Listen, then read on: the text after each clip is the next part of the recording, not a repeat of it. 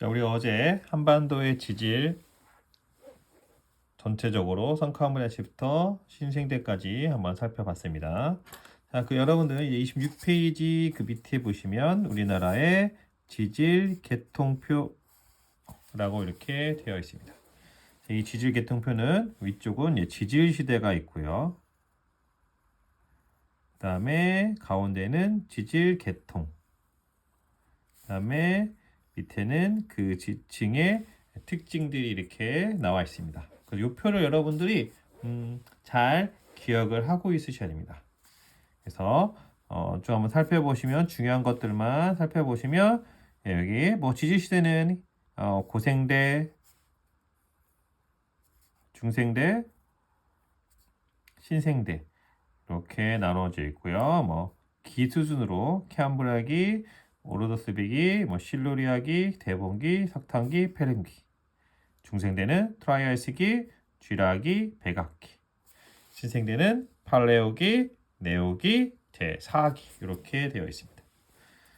지질 계통을 먼저 살펴보면 자, 우리나라 가장 오래된 지층이 여기 나와 있죠. 네, 조선, 느충군.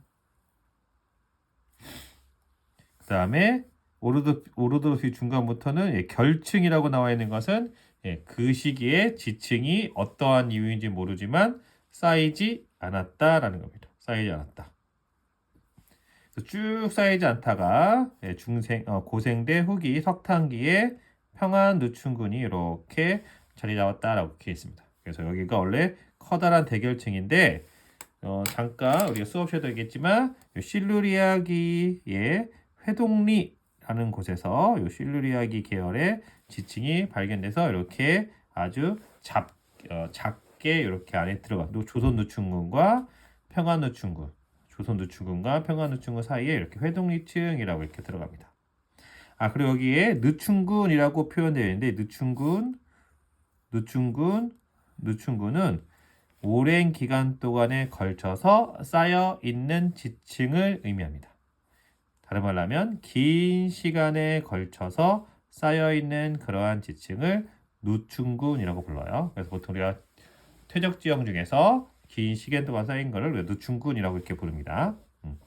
그래서 쭉 있고요. 그 다음에 퇴적층으로 평안 누춘군, 그 다음에 대동 누춘군, 그 다음에 중생대 후기에 경산 누춘군, 그 다음에 이제 신생대에는 포항 근처에 연일층군, 우리 포항 근처에 영일만이라고 하거든요. 그 영일만에서 발견되는 영일층군. 그래서 이렇게 순서대로 조선 누춘군, 평안 누춘군, 대동 누춘군, 경산 누춘군, 연일층군 이렇게 기억하면 되겠고요. 조선 누춘군과 평안 누춘군 사이에 실루리아기에 아주 회동리층이 아주 작게 들어가 있다라고 보시면 되겠습니다.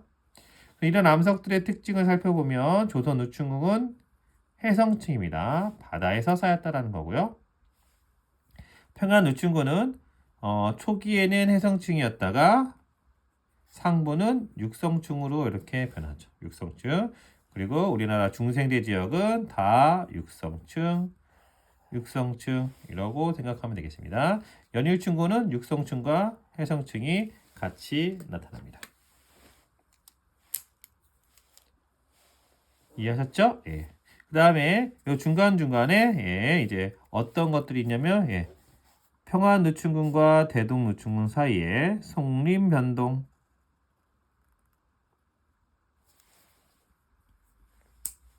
그 다음에 대동 누춘군과 경산 누춘군 사이에 대보 조산 운동,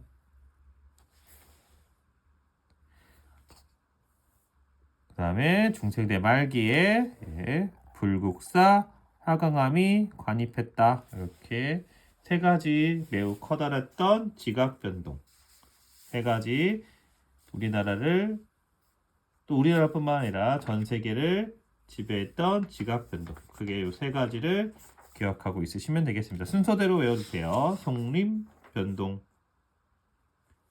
그 다음에 대보 조산 운동, 그 다음에 불국사 하강암 관입, 이렇게 세 가지가 있었다라고 보시면 되겠습니다.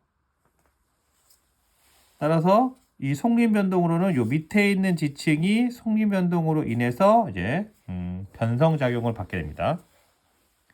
그리고 대보조산 운동에 의해서 여기 대동누춘군이 변성 작용을 받게 되는 거고요. 마지막으로 불구성 항화감에 의해서 이 경상누춘군이 이렇게 변동을 받는 겁니다. 다른 말로 하면 속림 변동은 대동누춘군에서의 그 변형과는 상관이 없다라는 겁니다. 대보조산 운동은 경상누춘에서의 그 변화와 변성작용과 상관없다. 이렇게 여러분들이 기억을 하고 있으시면 되겠습니다. 우리가 어저께 배웠던, 전 시간에 배웠던 한반도의 지질과 요 표를 여러분들이 잘 기억을 하고 있어서 서로 이렇게 연관지어서 기억을 해두시면 되겠습니다. 그래서 이렇게 표로 만들어서 기억을 하고 있으면 되겠죠. 교과서에도 나와 있으니까 나중에 교과서를 받아보시면 이 표를 한번 순서대로 잘 기억을 하고 있기 바랍니다. 뭐 이런 데서 이렇게 물어볼 수 있는 건 뭐예요? 우리나라 고생대 대봉기 지층이 나타난다, 안 나타난다? 예, 대봉기에 쌓였던 지층은 나타나지 않는다. 이렇게 물어도 볼 수가 있습니다. 속림 변동은 대동누춘군에 쌓여있는 그러한 지층의 변성에 영향을 주었다? 이렇게 물어볼 수 있습니다. 물론 틀린 내용이 되겠지만 여러 가지 질문들을 나올 수 있는 이 지질계통도 여러분도 잘 기억을 하고 있기 바랍니다. 아시겠죠? 네. 자, 그럼 이런 우리 한반도는 그럼 도대체 어떻게 쌓였는가? 한반도의 형성 과정에 대해서 한번 살펴보도록 하겠습니다. 여러분들 한반도가 지금 위도 38도 근처 36도에서 39도 사이에 있다라는 건 알고 있는데 그러면 과거에도 그렇게 한반도가 그곳에 있었느냐? 예, 그렇지는 않습니다. 그렇지는 않아요. 한반도는 여기 여러분들 옆 페이지 넘어가시면 한반도는 그냥 고생대, 중생대, 신생대에 걸쳐서 그냥 가만히 있지 않았다라고 보시면 돼요. 자, 이러한 한반도가 현재 위치에 있지 않고 어디에선가 이동해 왔는데 그러한 이동에 대한 경로는 우리가 어떻게 구할 수가 있습니까? 예, 그렇죠. 고지자기의 분석을 통해서 한반도의 움직임을 고지자기 분석을 통해서 한반도가 어떻게 움직였는지에 대한 이야기를 할 수가 있다라는 겁니다. 아시겠죠? 네. 자, 그럼 첫 번째 고생대 한반도. 자, 고지자기 분석에 의해서 살펴보면 고생대의 한반도는 어디에 있었냐? 어디에 있었냐면 곤드와나 대륙에 위치하고 있었습니다. 고생대 적도 부근의 곤드와나 대륙의 주변에 있었다라는 것을 알죠. 적도 부근, 그러니까 적도에서부터 지금 현재 위치까지 올라오게 됐다라고 보시면 되겠습니다. 곤드와나 대륙, 고생대 말에 판게아가 있었잖아요. 그때 이제 곤드와나 대륙 주변에 있었다. 적도에 위치하고 있는 곤드와나 주변에 있었다라고 보시면 되겠어요. 왜 그러냐면 고생대 지층, 우리 조선우충군 이런 데서 어떤 것들이 나타나냐면 바다에서 번성했던 삼엽충 화석이 나타납니다. 그리고 온난 다습한 곳에서 살았던 고사리 화석도 나타나요. 어디에? 강원도 일대에. 삼엽충과 고사리가 강원도 일대에 있었다는 거죠. 그렇다는 얘기는 이 지역은 예전에 저위도에 있었다라는 것을 알 수가 있습니다. 이 화석을 가지고 우리가 추정을 하는 거죠. 추정을 하는 겁니다. 그리고 당연히 삼엽충은 바다 화석이었기 때문에 한때 바다에 잠겨 있었을 것으로 추정됩니다. 물론 고사리는 육상이니까 바다에 잠겨 있다가 어느 시기에 육지로 이렇게 올라오게 되었겠죠. 알겠습니까? 예. 고생대는 이런 곳에 있었을 것이다 라고 생각합니다. 자, 그 다음 중생대, 두 번째 중생대의 한반도는 어떠냐? 중생대는 이제 드디어 판게아가 분리가 되면서 이 녀석이 이제 슬슬 올라오게 되는 그러한 시기다라고 보시면 되겠어요. 그래서 고생대는 아까도 얘기했지만 고생대는 곤드와나 대륙이 어디에 위치하고 있었냐면 남반구에 위치하고 있었습니다. 남반구에. 고생대 후기 이제 판게아가 지나면서 이 곤도와나 대륙이 분리가 되기 시작합니다. 분리가 되기 시작해서 약 2억 5천만 년, 2억 6천만 년 전 곤도와나 대륙이 북쪽 가장자리, 곤도와나 대륙의 북쪽 가장자리에서 이제 우리나라를 만든, 우리나라뿐만 아니라 이제 옆에 있는 중국, 그 다음에 일본 이렇게 만든 그러한 땅덩어리가 나오는데 그 땅덩어리가 바로 한중지계 그리고 남중지계입니다. 이게 중국과 플러스 우리나라를 이게 이제 영향을 준 그러한 땅덩어리입니다. 한중지계 그 다음에 낭중지계가 떨어져 나옵니다. 제가 이제 북쪽으로 이동하는 겁니다. 북쪽으로 이동한다.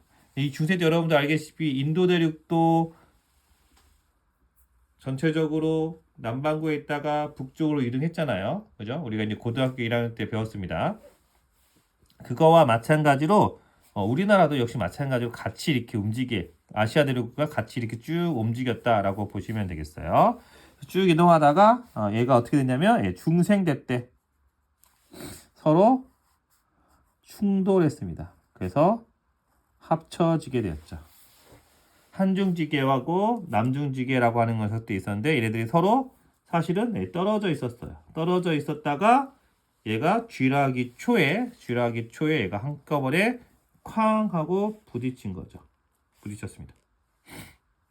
그러면서 이제 부딪히면서 여기 이제 밑에 있는 그림 보면 남중지계와 한중지계가 서로 이렇게 부딪히면서 이제 뭐가 만들어진 겁니까? 우리가 얘기했던 속림변동. 아까 봤었던 속림변동이라서 속림변동으로 해서 이제 고생대 때 쌓였던 지층들이 변형이 일어난 겁니다. 변형이 일어났어요. 그렇죠? 여기에는 죄송합니다. 트라이아스틱이 말에 한중지계와 남중지계가 이게 서로 이렇게 쾅 하고 부딪혔습니다. 쾅 하고 부딪혔어요. 그 다음에 쥐라기에는 얘네들이 계속해서 합쳐지면서 이 두 지기가 쥐라기에는 합쳐지면서 대보조산 운동이 일어났다라고 보시면 되겠습니다. 얘네들이 합쳐지면서 대보조산 운동이 나타나기 시작했다. 대보조산 운동이 나타나기 시작했습니다. 자, 이 과정에서 생겨났던 화성 활동으로 대보화강암이 만들어졌고요. 북한산, 계룡산을 비롯한 대부분의 지역이 바로 이 대보화강암과 불국사강으로 이루어져 있다라고 우리가 지난 시간에 이야기를 했습니다.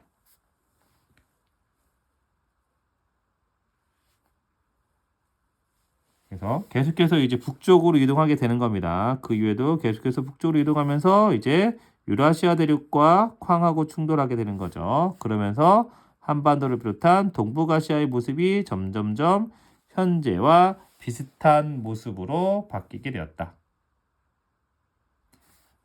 그다음에 마지막으로 백악기에는 고태평양판이 한반도 아래로 밑으로 내려가게 됩니다. 내려가면서 마그마의 관익과 분출이 활발하게 일어나 불국사 화강암과 화산태전물들이 만들어졌고 바로 이 불국사 화강암 얘네들은 주로 경상분지에 주로 분포하게 된다. 이렇게 보시면 되겠습니다. 그래서 이 중생대에는 물론 이제 전 지구적으로도 마찬가지겠지만 우리나라에서도 한중지계, 남중지계라고 이게 불리는 이런 땅덩어리가 부딪히게 됐고, 이 땅덩어리가 이제 유라시아들과 충돌하면서 이제 중국, 그다음에 우리나라가 이렇게 지금과 같은 모습으로 이렇게 서서히 만들어지게 되었다라고 보시면 되겠습니다. 자, 그러면 이런 게 증거가 어딨냐? 여러분들 여기 그림 보시면 여기 첫 번째 요 그림 보시면 이 한중지계와 남중지계, 즉 이쪽이 이제 중국이고 이쪽이 이제 여기 점선으로 보이는 데가 이제 한국인데 요 중국과 한국에서 요 충돌대가 나타나게 됩니다. 충돌대가. 그래서 이 충돌대라는 건 뭐냐면 남중지계와 한중지계가 서로 이렇게 부딪히면서 나타난 이런 충돌대예요. 이 충돌대의 경향이 우리나라와 이렇게 일치합니다. 중국에서 관찰되는 충돌대의 위치와 우리나라에서 관찰되는 이 충돌대의 위치가 서로 비교해 보면 서로 이렇게 일치하는 그러한 광물의 특성이라든지 경향성을 보입니다. 여기가 지금 어디냐? 여기가 바로 옥천 습곡대 경기 육계가 있는 쪽입니다. 있는 쪽이에요. 그래서 여기 중부 지역이 바로 요 중부 지역과 요 중국 쪽의 이쪽이 이렇게 서로 이렇게 연결되어 있습니다. 지체 구조상 이렇게 연결되어 있다라는 겁니다. 그래서 우리가 그 똑같은 특징을 양쪽에서 볼 수 있어서 이게 같은 시기에 동시에 거기서 부딪히면서 서로 충돌하면서 생성되었다라고 우리가 이야기를 할 수가 있다라는 겁니다. 아시겠죠? 예, 그래서 중생대 때는 이렇게 커다란 지각 변동과 함께 여러 가지 것들이 나타나게 되었다. 송림 변동, 대보 화강암, 그 다음에 대보조산 운동, 그다음에 불국사 화강암의 관입 이런 현상이 나타나게 되었다라는 겁니다. 자, 마지막 신생대는요. 신생대의 한반도는 2,500만 년 전에 태평양판이 일본 아래로 섭입이 되면서 동해가 형성이 됩니다. 드디어 이제 이쪽 동쪽에 있는 동해가 만들어지게 되는 겁니다. 이 동해는 이 섭입하면서 만들어졌기 때문에 실제로 수심이 깊은 이유가 그렇습니다. 수심이 깊죠.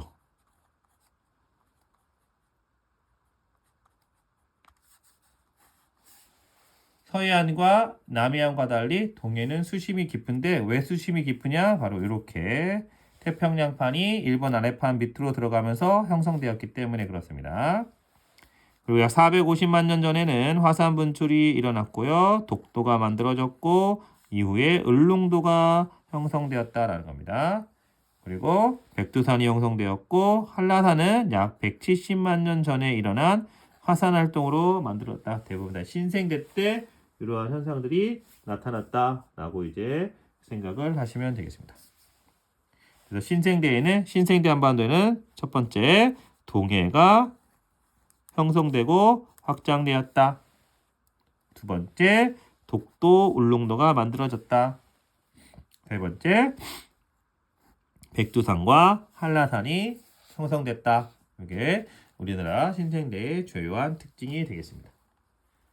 그래서 우리나라는 고생대에서 물론 당연히 성카브레부터 시작하게 되지만 남아있는 자료를 통해서 보면 고생대, 중생대, 신생대 이렇게 시기를 거쳐가면서 저위도에서 북상하면서 중생대에는 여러 번의 대륙끼리 충돌로 인해서 이제 지금과 같은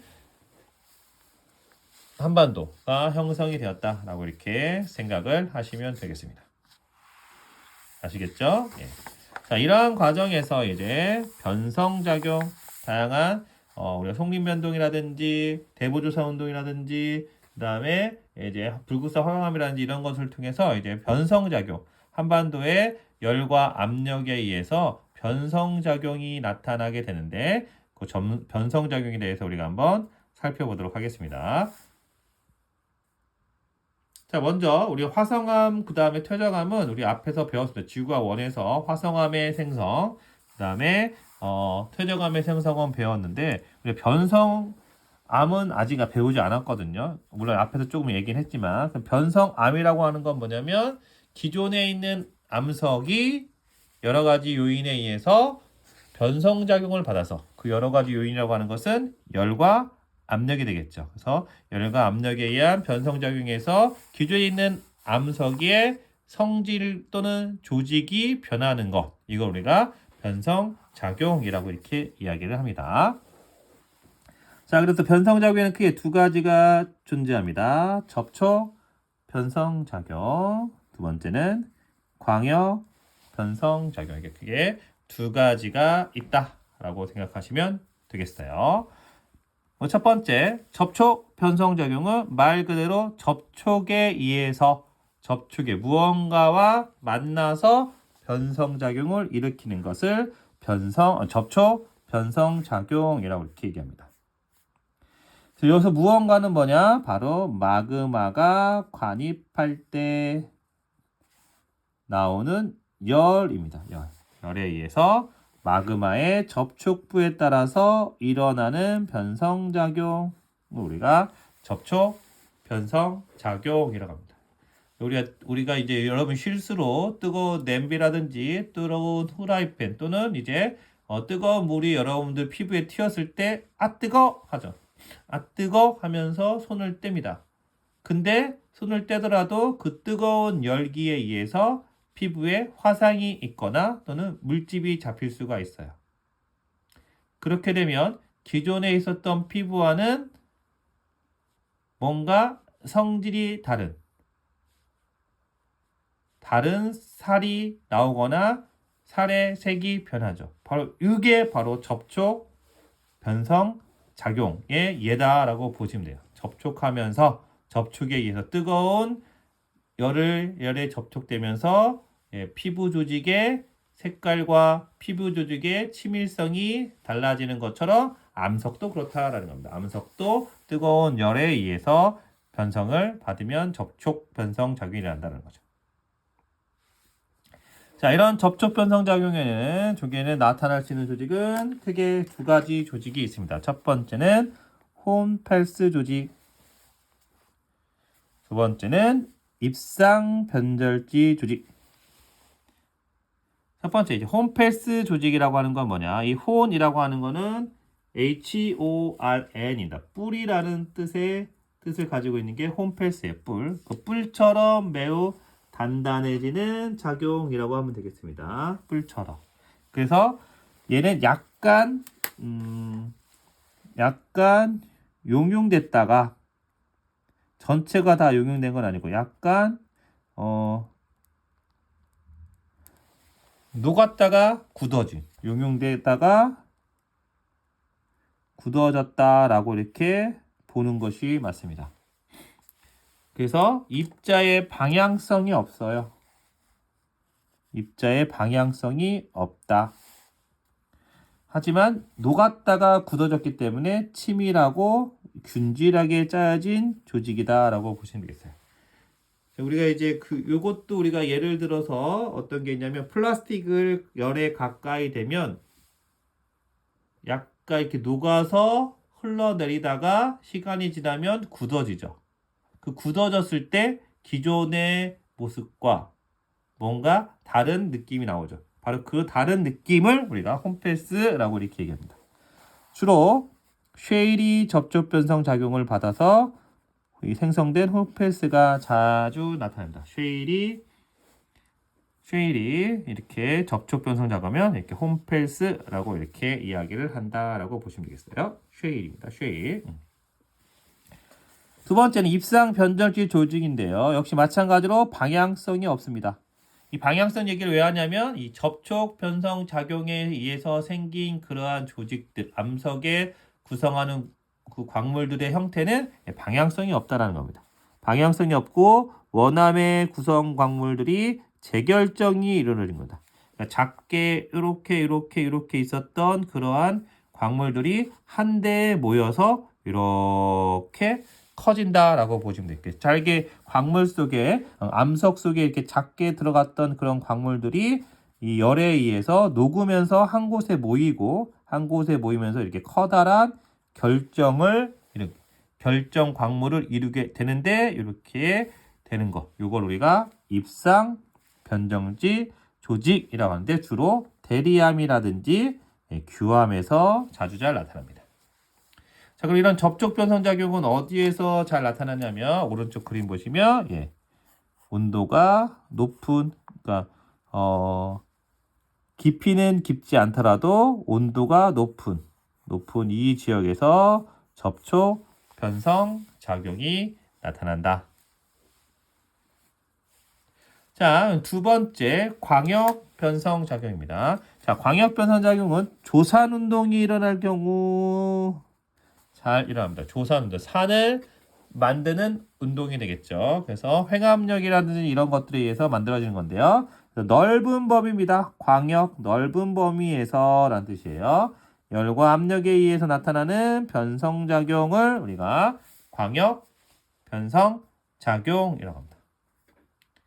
이런 광역 변성작용으로 인해서 광물의 어떤 배열이 달라지게 되면, 즉 압력에 의해서 광물들이 일정한 방향성을 띠게 되는데, 그렇게 방향성을 띈 것을 우리가 염리라고 이렇게 이야기합니다. 염리. 아까 접촉 변성 작용과는 달리 이 광역 변성 작용을 받게 되면 일정한 방향성을 띠게 되는데, 그 방향성을 우리가 염리라고 합니다. 좀 더 살펴보면요. 광물들이 압력이 작용한 방향에 직각 방향으로 배열된다라는 거죠. 압력이, 그러니까 찌그러진다라는 거예요. 찌그러진다라는 겁니다. 이건 이제 실험적으로 보면 어떤 실험을 할 수 있냐면, 아이들이 주로 먹는 간식 중에, 물론 여러분들 좋아할 수 있는데요, 소세지가 있습니다. 이 소세지에 치즈가 들어가 있는 소세지가 있어요. 알갱이로 이렇게 탁탁탁 박혀져 있는 소세지가 있는데, 그 알갱이가 들어가 있는, 치즈 알갱이가 들어가 있는 그 소세지를 이렇게 손을 해서 이렇게 누우면 치즈가 내가 누른 방향과 직각 방향으로, 그러니까 이렇게 누르면 이쪽 방향으로 치즈가 이렇게 배열되죠. 이런 방향, 이렇게 갖는 선구주를 우리가 염리라고 이렇게 이야기합니다. 염리. 염리는 이렇게 줄무늬가 생긴다라고 보시면 되는데, 이 줄무늬의 두께에 따라서 편리와 편마 구조 이렇게 납니다. 편리와 편마 구조 이렇게 나눠져요. 그래서 이 그림을 보시면 조금 더 자세히 알 수 있는데요. 암석의 편리 이렇게 여기 이제 광물질이 이렇게 띄엄띄엄 있었는데, 재결정 작용에 의해서 압력계가 쭉 잡아당기니까 그 같은 광물의 결정들이 이렇게 모여서 이렇게 선무늬를 이렇게 이룹니다. 이렇게 선을 가지고 있으면 편리. 요거보다 아까 얘기했죠? 조금 두꺼워요. 여기 좀 두껍잖아요. 두꺼우면 편마 구조. 염리는 염인데 좀 얇으면 편리. 그거보다 좀 더 두껍게 나타나면 편마 구조. 이렇게 나타난다고 보시면 되겠습니다. 그래서 보통 편리는 광물이 납작하게 눌린 구조고요. 편마 구조는 유색 광물과 무색 광물이 재배열되면서 두꺼운 줄무늬를 가지고 있다. 이렇게 생각을 하시면 되겠습니다.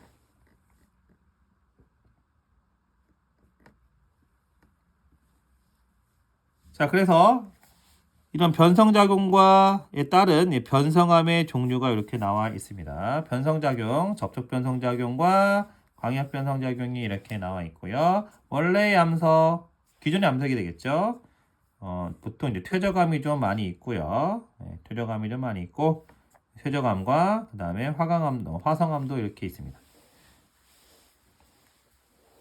자, 그래서 기존의 암석인 삼, 석회암, 쉐일 다 이제 어떤 거냐면 퇴적암이 되겠죠. 이 퇴적암이 변성작용을 받으면 삼은 규암으로, 석회암은 대리암으로, 쉐일은 홈펠스로 어떨 때 접촉 변성 작용을 받으면.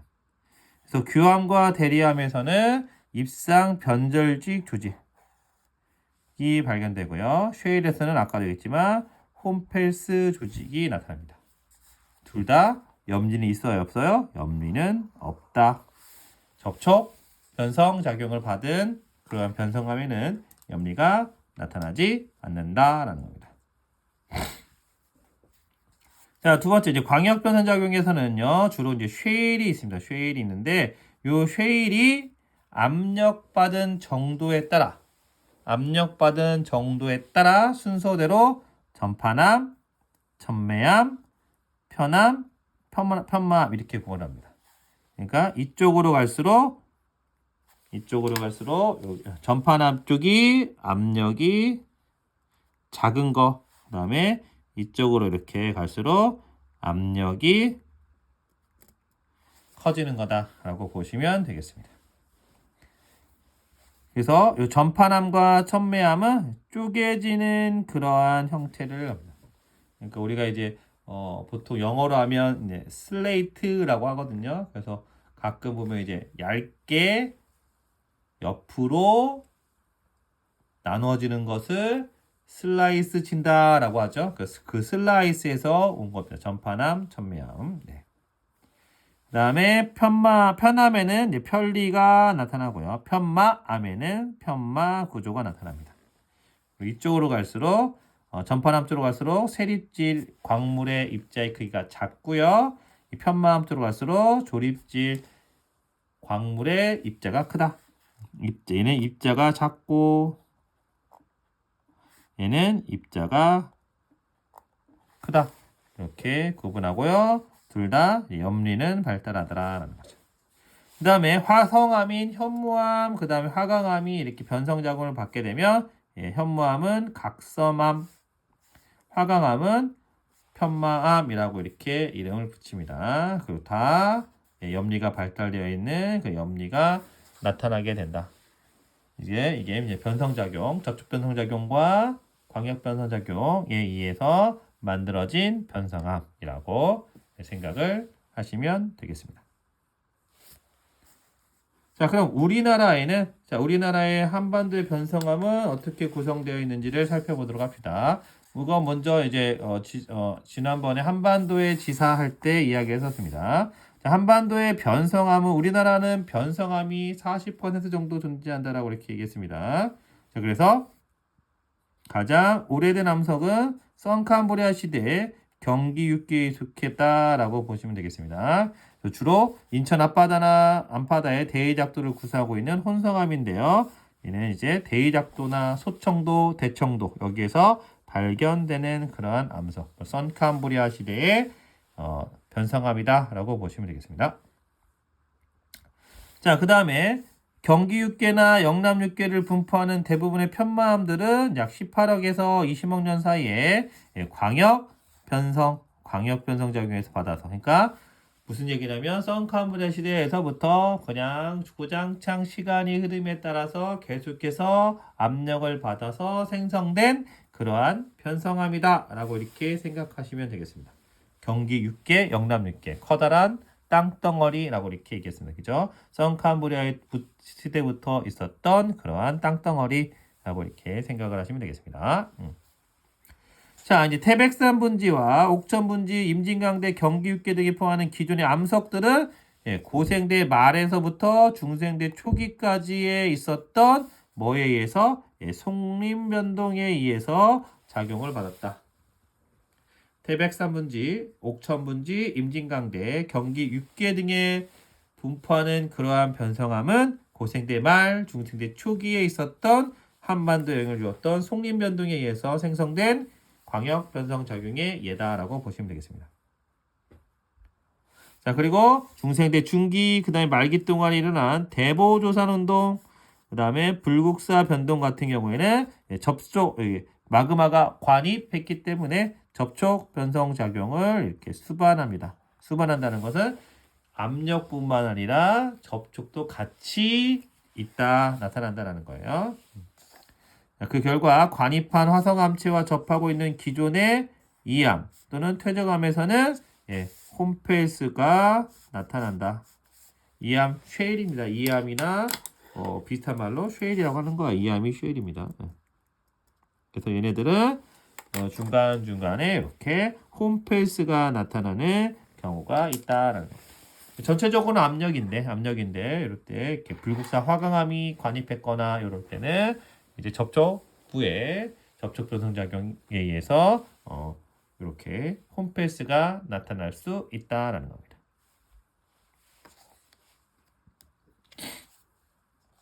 자, 이해가 되었습니까? 그래서 여러분들 29페이지 거기 보시면 선캄브리아 시대의 변성암의 특징, 그 다음에 중생대 화성암에 의해서 생성된 변성암 이런 특징이 나타나고 있습니다. 그래서 선캄브리아 시대에 주로는 편마암과 편암과 규암이 이렇게 여러분들 거기 이쪽에 보면 이렇게 음영으로 표시가 되어 있다. 이런 음영으로 표시되어 있는 게 바로 선캄브리아 시대의 변성함이라고 보시면 되겠습니다. 주로 편리나 편마 구조가 뚜렷하게 나타나고요. 보통 변성함의 분포가 북북동에서 남남서 방향으로 보입니다. 북북동에서 남남서 이러한 방향성을 가지고 있다라고 생각을 하시면 되겠습니다. 중생대 화성암은요, 중생대 관입에 의해서 나타난 화성암이기 때문에 주로 화강암류의 분포가 북동에서 남서 방향으로 보인다. 그 다음에 동해안과 남부지방에도 이렇게 관측되더라라는 겁니다. 사실은 변성작용은 주로 이제 판의 경계 지역에서 나타나는 변성작용이다라고 보시면 돼요. 그냥 아무 데서나 일어나는 거 아니죠. 판 구조 내에 입각해서 대륙이 이동하거나 여러 가지 현상들에 의해서 또는 멘틀의 대륙에 의해서 형성되는 것이 변성암이겠죠. 예. 그래서 판 경계에서 변성작용을 한번 알아보는 그러한 자료인데요. 여러분 쭉 한번 읽어보시면 이 내용들은 쭉 한번 여러분들 읽어보시면 네, 크게 어려운 내용들이 없습니다. 아까 얘기했던 것들이 좀 더 있기 때문에 쭉 한번 읽어보시면 열에 의해서 변성작용 받은 건지 또는 압력에 의해서 변성작용 받은 건지를 이제 구분하고 그러면서 이제 나타나는 현상들을 좀 여러분 살펴보시면 되겠습니다. 자, 이렇게 우리가 한반도의 형성 과정, 한반도의 지사까지 우리가 한번 다 알아봤습니다. 다음 시간에는 요 관련된 문제들 한 대여섯 문제 정도 있는데 요 대여섯 문제 풀면서 이제 요 한반도의 지사 요 과정을 다 마무리를 하겠습니다. 마무리를 하겠고요. 요 정도까지 이제 수업 마무리를 하면 이제 여러분들이 겨울 방과후 수업이 다 끝나게 되는 겁니다. 자, 이제 문제풀이로 이제 만나도록 하겠습니다. 오늘은 여기까지 하죠. 수고하십니다.